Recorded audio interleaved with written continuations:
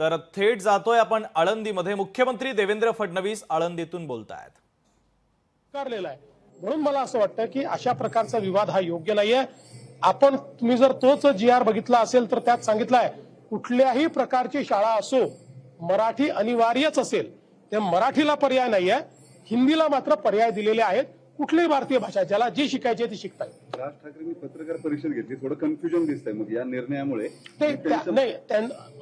माझी राज ठाकरेंची चर्चा झाली, त्यांचा आग्रह आहे की दोनच भाषा असल्या पाहिजेत, तिसरी भाषा तुम्ही लादू नका। मी त्यांना हे समजून सांगण्याचा प्रयत्न केला की केंद्र सरकारने विचारपूर्वक NEP मध्ये 3 भाषांचं सूत्र आणलंय। जर देशभरामध्ये 3 भाषांचं सूत्र आहे तर महाराष्ट्र 2 भाषाच्या सूत्रावर जाऊ शकत नाही। NEP देशाकरता आहे। आपल्याला कल्पना आहे की 3 भाषा सूत्राच्या विरुद्ध तमिळनाडू कोर्टमध्ये देखील गेलं, कारण कोर्टाने ते मान्य केलं नाही। आणि आपल्या देशातली एखादी अधिकची भाषा शिकण्यामध्ये काही वाईट काय आहे, गैर काय आहे? आपल्या भाषेला डावललं गेलं असेल तर वेगळी गोष्ट। आपली भाषा शिकत असताना जर आपली मुलं एखादी दुसरी भाषा अजून शिकतील तर त्याही भाषेतलं ज्ञान त्यांच्यापर्यंत पोहोचेल।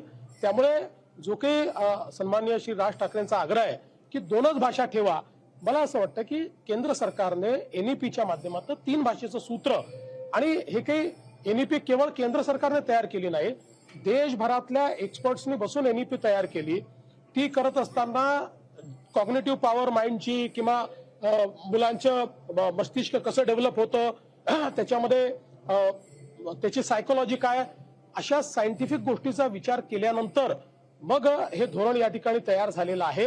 हे धोरण तयार करताना एक्सटेन्सिव्ह जवळपास 3 वर्ष चर्चा झालेल्या आहेत, त्याच्यावर सजेशन ऑब्जेक्शन झालेले आहेत, आणि त्यानंतर हे 3 भाषांचं सूत्र आपण स्वीकारले। प्रधानमंत्री ने ट्रंप से बात की है और कहा है ऑपरेशन सिंदूर के बारे में बात हुई और कहा है कि मध्यस्थता की हमें कोई जरूरत नहीं, ये बात क्लियर कर दी है ट्रंप को। देखिए, पहले दिन से भारत की भूमिका ये रही है कि मध्यस्थता की कोई आवश्यकता नहीं है। इसीलिए जब भारत की सेना ने पाकिस्तान के हवाई अड्डों को एक प्रकार से सैनिकी हवाई अड्डों को तहस नहस किया, उसके बाद पाकिस्तान जब सीज फायर पर आया और उसने कई देशों से विनती की कि भारत को कहिए कि हमारे साथ सीज फायर करिए। लोकशाही मराठी ऐका, पहा, जागरूक रहा।